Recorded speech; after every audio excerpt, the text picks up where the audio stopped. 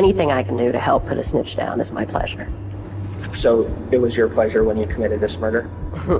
See, that's kind of up.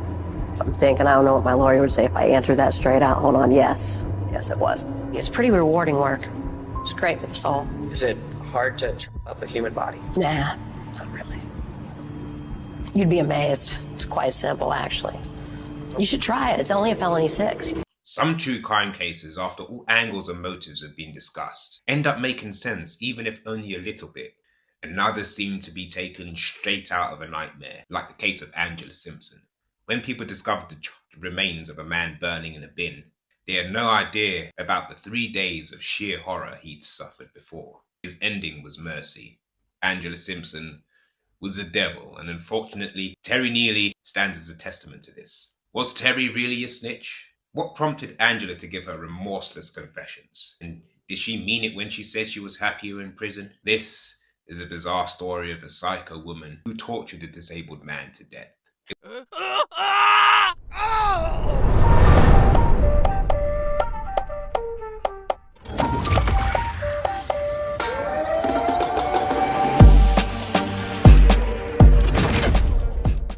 It was a hot morning in Phoenix, Arizona on August the 5th, 2009. Someone was walking to their local church when they noticed a burning trash can. They thought maybe a group of teens had had some silly fun burning leaves or junk, but as they got closer, they couldn't ignore the foul smell coming from it. Something just didn't look right. It was as if it was placed in front of the church with a message. So that person phoned the Phoenix Police Department. Similarly, officers thought this was a prank. They would send firefighters to put out the fire and churchgoers would be happy. But when firefighters arrived on the scene, they discovered it was something much worse than a prank. As soon as the fire and smoke was gone, they could see what was really inside the bin. It was a partially dismembered, charred body of a missing man. The firefighters would describe that day as the most disturbing one in their entire lives. We can only imagine what people felt as they gathered outside the church that morning. Instead of being greeted by their warm, welcoming pastor, they found dozens of people crying, screaming, covering their mouths with their hands as they tried to make sense of this horrific situation. Who on earth could do something like this? Who was this poor man? The church begged authorities to do everything in their power to find the culprit. No one felt safe anymore. The investigation began with an autopsy. You see, the remains in a bin were so badly burned, it was impossible to identify the body. So it was sent to the coroner's office for a full inspection, and hopefully a DNA match with someone in the authorities' database. The first thing the doctors noticed was this man had gone through literal hell before his just as hellish death. He had not only been burned, his teeth had been pulled out. There was a 3-in-1 nail hammered into his head and more than 50 jag marks all over his body, and just as many blunt force trauma marks. Shockingly, this wasn't even the end of it. The poor man had survived all of this, only to be unalived when his throat was cut and he was strangled with a TV cable. And because many of the marks on his body already exhibited signs of healing, the doctors concluded that he'd been subjected to unspeakable things for days on end before his final moments. It was almost impossible to identify him. In cases of charred remains, dental records usually do the trick. But remember, this poor guy had his teeth removed, and most of his fingers were too burned to examine the fingerprints. Miraculously though, one fingerprint turned out to be a match to 46-year-old Terry Neely. He'd been missing for about 4 days. Terry Neely was 46 years old and lived at an assisted care facility. He was confined to a motorized wheelchair and had a small group of caring people around him who helped him with everyday jobs like cooking and cleaning. He was only partially paralyzed, so he could walk a very short distance, but even having a shower was not the easiest of jobs for him. He was grateful for nurses and carers at the facility and for the friends he'd made along the way. He was kind of the all-around good guy, always smiling and always thankful. The last person to deserve something as horrific as this, everyone thought. Everyone who knew Terry was devastated to hear the news, and they were just as baffled. He was such a kind person. He had no enemies, he didn't engage in illegal business, and he didn't have any bitter, vengeful ex-partners. So who could want him dead in such a personal way? The only explanation as far as detectives were concerned was that there was a serial killer on the loose, targeting vulnerable men. Investigators began by interrogating everybody at Terry's assisted care home. You never know when a serial predator uses something like this as a hunting ground for vulnerable people. I know it's a dark thought, but just look at people like Charles Culling or Lucy Leppy, that nurse that killed the babies. Anyway, however, after intense interviews, authorities cleared everyone at Terry's assisted care facility. Everybody had clear alibis, but the detectives' visit to the facility wasn't in vain. It was there that they found that Terry had been missing since August the 2nd. At around 8 p.m. that evening, he checked out possibly for one of his late-night strolls around the neighborhood. His carers were concerned when he didn't return for the night, but he was an adult and it was perfectly legal to not return to the care home every single night. So they assumed Terry stayed with a friend or relative. By August the 5th, though, everyone was worried. It was not like Terry to disappear without any heads up, and when they heard the tragic news, the staff was filled with regret. They should have called 911 sooner. They should have reported him missing. Maybe his life could have been saved. The answers are never that simple. Even if Terry had been reported missing, authorities didn't know where to look for him. He was not at any of his friends' places, and there were no leads even now. And when detectives looked for Terry's family, they discovered he had no one in the area. None of his relatives were in touch with him at the time of death. When they were contacted, they were just as shocked as everyone else. And the final clue, Terry's missing wheelchair, was nowhere to be found. Without a lead, sightings, or witness accounts, it seemed like this was about to become a cold case. One of the most haunting cold cases in Arizona. Except days later, 2 people were arrested for armed robbery, and this seemingly unrelated case would help close Terry Neal's case too. But the shocking plot twists were just beginning. This man, Edward McFarland, aka Cracker, was arrested alongside a woman named Angela Simpson. They had just committed an armed robbery and were both seriously uncooperative with authorities. The first thing that detectives noticed was that these two had ample criminal records. For starters, Cracker was Angela's pimp, and they both had a series of increasingly violent crimes in their past, starting from when they were children. Angela Simpson had grown up in the foster system. It's safe to say that even though the foster system can help children find love in families, it's also notoriously unstable and at times abusive. Sadly, Angela was abused when she was just 10 years old, and from then on, it got worse and worse.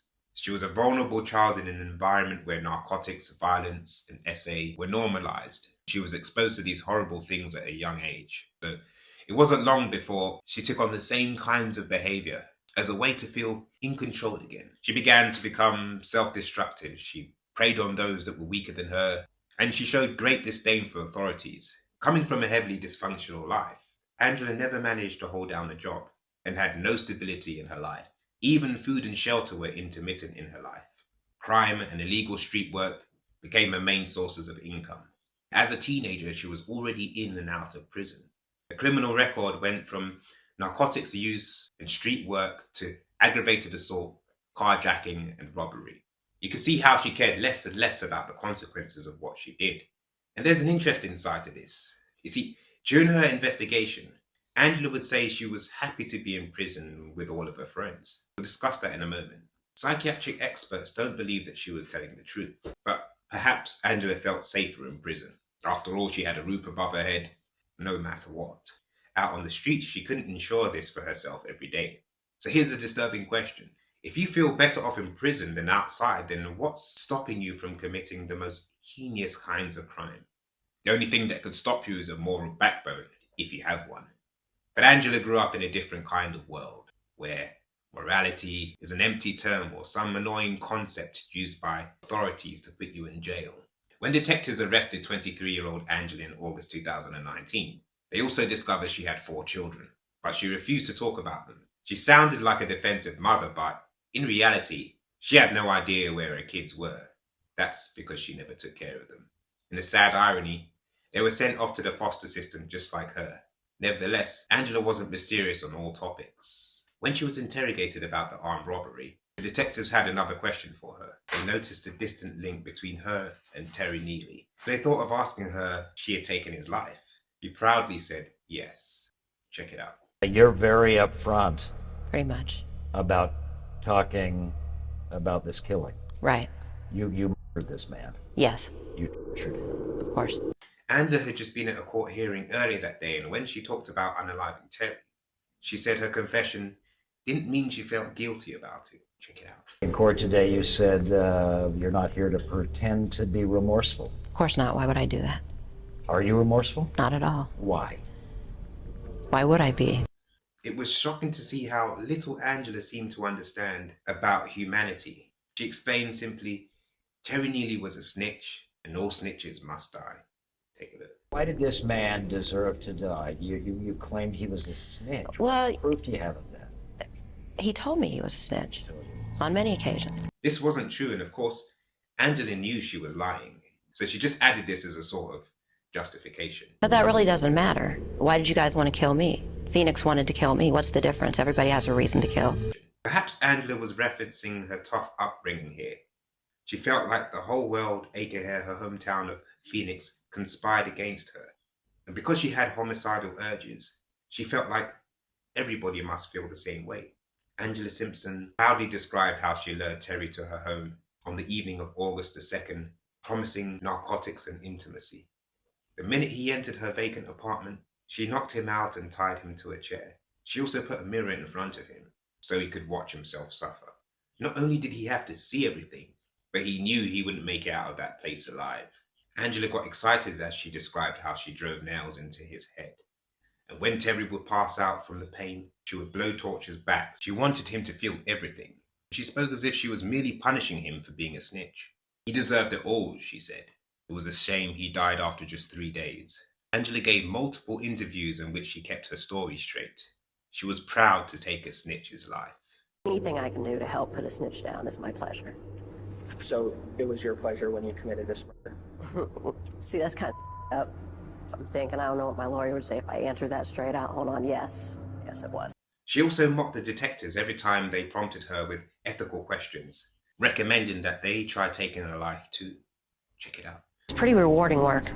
It's great for the soul. Hard to chop up a human body. Nah, not really. You'd be amazed. It's quite simple, actually. You should try it. It's only a felony 6. Indeed, after subjecting Terry to unspeakable things, Angela finally took his life with a TV cable. Then she turned his body into pieces and decided to burn a few in a church trash can. Simpson, I think, is a very scary individual. She's probably the only one in there that I take every precaution in the world to make sure my staff and myself are safe. She is the one in this whole jail that creeps me out, for a better word. The minute Angela stepped into her prison cell, she was proud. She acted like she owned the place, and now she felt like a hero. She'd just taken out a snitch, right? As you can imagine, with a clear confession in court, there was no case for a trial. She was quickly sentenced to life in prison without the possibility of parole. During her interrogation, she was asked about this sentence. Check it out. How do you feel about spending the rest of your life in prison? You know, I got a lot of family in prison, and I'm okay with that. It's really not that much of a punishment to be sentenced to spend my life with my family. Now, some experts believe that Angela Simpson is in fact wearing a very thick mask. The psychopathic killer persona makes her feel stronger, feel in control. You see, Terry Neely had never worked with or for authorities, was never a snitch, and had 0 interactions with the law enforcement officers. So there was no reason for Andy to believe that he was one, unless she was hallucinating. But it's more likely that she made that up as an excuse to give in to her worst impulses. During an interrogation, Angela also said that she'd taken more snitches' lives. But when she was asked more time, she said that no, Terry was only her first, and she was upset that she got caught before she could unalive some more. Angela did know a fair amount of people in prison, as she herself had been in and out of prison her entire life. As Dr. Todd Grande pointed out, no other friends of Angela's were spending lifelong sentences there. Once they were paroled, she would once again be alone. It was at the same time when Angela refused to talk about her kids, as if she were protecting them, when in fact she had no idea where they were. And when she was asked again why she had so much hatred for Terry, she said that she killed snitches for her kids, as if a mother's children would want their mother in prison forever for the sake of taking care of snitches. Let's take a look. Simpson is a very scary person. She is, just by the nature of her crimes and the way that she has been here and just her manners and that, she just doesn't seem to have a lot of those inhibition controls that most people would. Here's another compelling argument that Angela has a psycho killer persona. I think that's hilarious. Isn't that beautiful? The media says you did some pretty heinous things. Does that bug you? Does it bug me? What people say? No. My give a is broke. She really enjoys the notoriety, she says that. But did you notice how she laughs whenever the interviewer speaks about her heinous actions? Angela Simpson also confessed to having mental health issues since the age of 10, the same age she claimed she started. However, she claimed she wanted no sympathy and she wanted to take full, remorseless responsibility for her actions. When the judge sentenced her to life in prison, he asked her, "Was there justice in court today?"